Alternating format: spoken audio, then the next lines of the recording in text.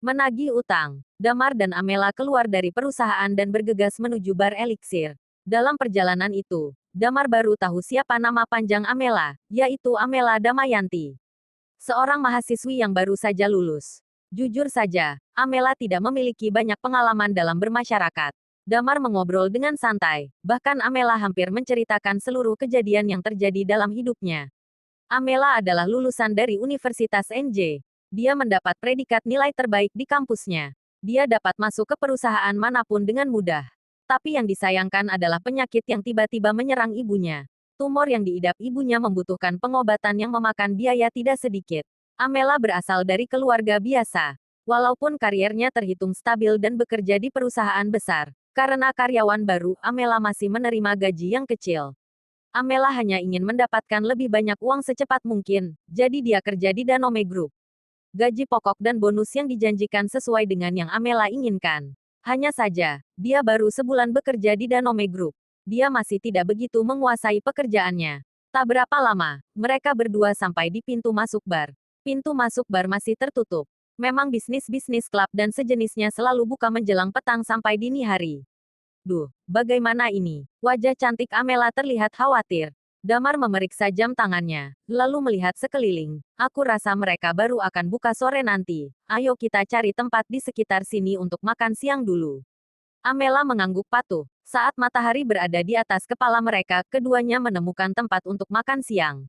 Setelah menyelesaikan sepiring menu tiap orangnya, mereka kembali lagi ke bar sekitar pukul 1 siang.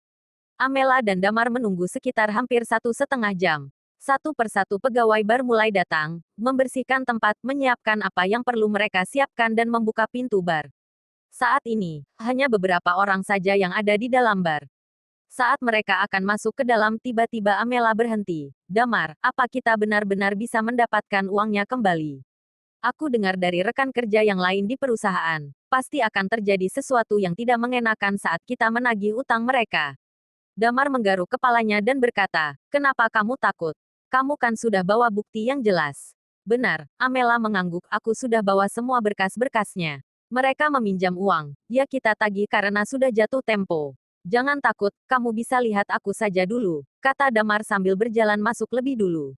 Amela segera mengambil langkah mengikuti Damar. Di dalam bar, ruang-ruang VIP masih terbuka semuanya. Terlihat banyak pegawai bar yang sibuk membersihkan meja dan mengelap gelas. Melihat Damar dan Amela datang, salah satu seorang pegawai berkata, maaf ini masih siang, dan kami masih tutup. Silahkan kembali nanti malam. Damar memasukkan tangannya ke dalam saku celana hitamnya dan berkata, kami dari Danone Group, apa manajermu ada? Aku ingin membicarakan suatu hal dengannya. Manajer Zain ada yang mencarimu. Teriak pegawai itu tak begitu keras. Damar melirik ke arah pegawai itu menoleh. Di sana ada banyak orang, laki-laki dan perempuan. Para perempuan mengenakan pakaian yang modis, sedangkan para lelaki mengenakan pakaian yang trendy. Masing-masing berpegangan tangan satu sama lain. Seorang perempuan terlihat sedang tertawa di sana. Setelah itu, seorang laki-laki yang tidak terlalu tua berdiri dan berjalan menghampiri Damar dan Amela. Dengan wajah curiga, dia berkata, kalian mencariku. Damar mengangguk, dia mengambil map berisi berkas-berkas di tangan Amela dan berkata, kami dari Danone Group. Jadi keperluan kami datang ke sini untuk menagih tunggakan. Kalian berutang 16 miliar pada kami, dan ini sudah lewat dari tempo yang dijanjikan. Lebih tepatnya sudah jauh terlewat, jadi kami datang ke sini untuk menagih utang. Oh, orang-orang Danone, manajer Zain mengangguk, kalian kembali saja ke Danone dan katakan kalau aku masih tidak punya uang. Kalau aku punya, aku akan langsung membayarnya. Setelah selesai dengan kalimatnya, dia tidak menunggu jawaban dari Damar dan Amela. Dia langsung berbalik dan kembali menghampiri kerumunan tadi. Dari arah kerumunan itu, seseorang berteriak, hei, Zain Hendrawan, sedang apa kamu di sana? Kamu mau kabur? Ayo cepat ke sini. Damar merasa tak asing dengan suara itu, bahkan dia merasa telinganya sudah mengenali pemilik suara itu. Damar menoleh dan mendapati di antara kerumunan itu ada Rio yang sedang memegang sebatang rokok di tangan kiri dan tangan kanannya merangkul seorang perempuan. Sial, tidak di sana atau di sini. Dia hanya sibuk dengan perempuan dan minum-minum. Guman Damar, aku kira dia hanya bermain di kelas atas, ternyata semua kelas dia doyan. Bos Rio, aku segera ke sana, kata Zain sambil setengah berlari. Damar segera menyusul dan menghalangi jalan Zain. Bos kami bilang kalau sampai kami tidak dapat uangnya, kami bisa dipecat. Jadi kalian harus bayar sekarang. Zain melihat Damar yang berani menghalangi jalannya. Dia berkacak pinggang dan berkata, wah, bisa gila aku. Kamu tidak dengar atau tidak tahu bahasa manusia. Aku tidak ada uang. Cepat pergi dari sini. Kalau kami tidak dapat uangnya, aku tidak akan membiarkanmu lewat, jawab Damar. Mata Zain terlihat memancarkan kilatan marah. Dia melihat Amela yang ada di sebelah Damar dan berkata, kalau ingin aku bayar, bisa saja. Tapi biarkan dia menemaniku minum nanti. 1 gelas saja, lalu temani aku tidur nanti malam. Bukan tidak mungkin setelah itu aku akan bayar utangnya. Amela langsung bersembunyi di balik tubuh Damar dengan ngeri. Dia tidak menyangka akan mendengar ucapan menjijikkan itu di depan matanya. Tidak akan, kata Damar sambil tersenyum. Bayar utang itu kewajibanmu, kami tidak akan menuruti permintaanmu, kamu harus membayar utangnya hari ini juga.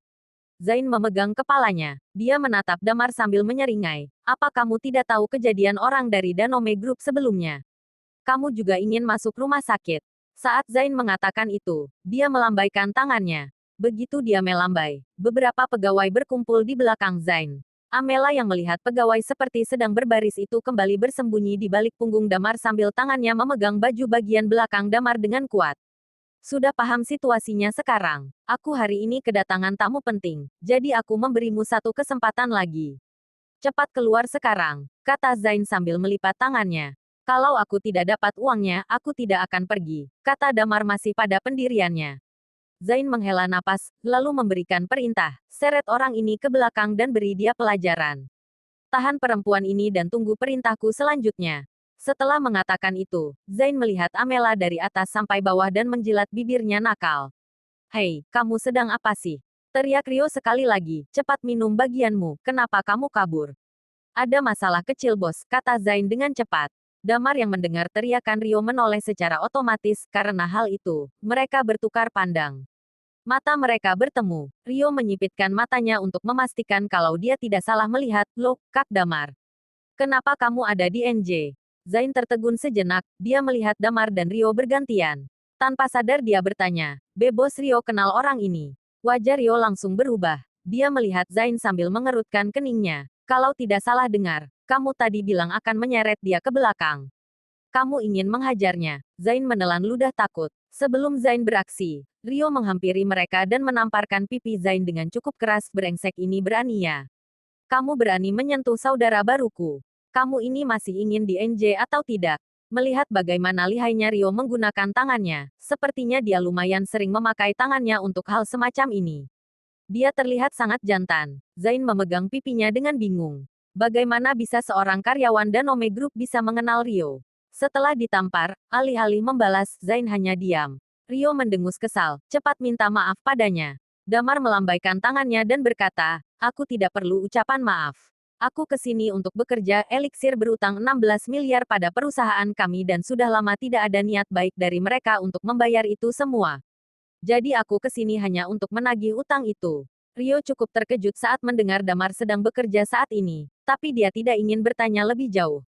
Dia menoleh ke Zain dan berkata dengan suara berat, dengar, kan, apa yang dia katakan. Cepat bayar. Zain tampak ciut, dia memandang Damar dan berkata, Kak kalau begitu aku akan telepon bosku dulu. Tidak perlu, biar aku saja, kata Rio sambil mengeluarkan ponselnya. Setelah setengah jam menunggu, Damar mendapat cek sejumlah yang ditagihkan dengan lancar tanpa hambatan. Dia menerimanya dengan lega dan berkata pada Rio, kalau begitu aku pergi dulu. Dengan mengatakan itu, Damar menepuk pundak Amela yang terlihat masih mencerna apa yang terjadi. Benar, Amela terlihat linglung sekarang. Masalah eliksir yang membuat heboh perusahaannya diselesaikan dengan mudah oleh Damar. Amela tidak tahu siapa Rio, tapi yang jelas dia pasti orang yang mempunyai kekuasaan. Dan yang terpenting, Rio tampak takut pada Damar. Damar berjalan lebih dulu, diikuti Amela di belakangnya. Rio buru-buru menyusul, Kak Damar, datang ke NJ kok tidak menghubungiku dulu. Kalau kamu bilangkan aku bisa menjemputmu. Damar melirik dengan senyum tipis di bibirnya. Hah, aku bilang ke orang yang sibuk ini. Siang hari bolong begini pergi ke bar mencari perempuan-perempuan seksi. Rio menggaruk kepalanya dengan sedikit menunduk. Hehehe, jangan beritahu kakak dan kakekku ya. Bisa-bisa kakiku mereka patahkan. Mereka sama sekali tidak mengizinkan aku ke bar untuk senang-senang. Tidak usah khawatir, aku tidak akan mengatakan apa-apa. Aku kembali ke kantor dulu, kata Damar. Kenapa kerja sih? Rio melihat Damar. Demi persahabatan kita, kalau kamu sedang kesulitan soal uang, beritahu aku saja. Nomor rekeningmu berapa? Aku akan transfer uang padamu. Kalau kurang bilang saja. Amela hanya diam mendengar kalimat Rio yang sulit masuk ke telinganya. Dia tidak pernah mendengar seseorang memberikan uang dengan begitu mudah seperti ini. Tidak, simpan saja uangnya, kata Damar. Kak, kenapa kamu tidak ikut aku bertemu kakek saja? Setelah kejadian Yuki di LH itu, saat aku kembali ke NJ, aku tidak berani pulang ke rumah sama sekali. Kakakku bilang kalau kakek akan menghajarku habis-habisan saat aku pulang. Jadi aku berkeliaran ke sana kemari. Apa kamu bisa ikut aku dan bilang sesuatu yang baik-baik di depan kakekku? Bela aku sedikit saja, Kak, ya. Damar berpikir sejenak. Memang dia harus bertemu dengan kakek Hartono. Damar mengangguk dan berkata, baiklah. Setelah itu, dia memandang Amela dan berkata, Amela, kamu harus kembali ke perusahaan dulu. Bawa cek ini. Aku akan kembali setelah urusanku selesai. Amela mengangguk kikuk. Oh iya. Rio tampak sangat gembira. Kak Damar, ayo ke sana. Mobilku parkir di sana. Melihat Damar dan Rio yang berjalan pergi, Amela terus memandang punggung Damar yang semakin menjauh. Tangannya diletakkan di dagu. Dia melihat Damar dengan wajah penasaran. Bersambung.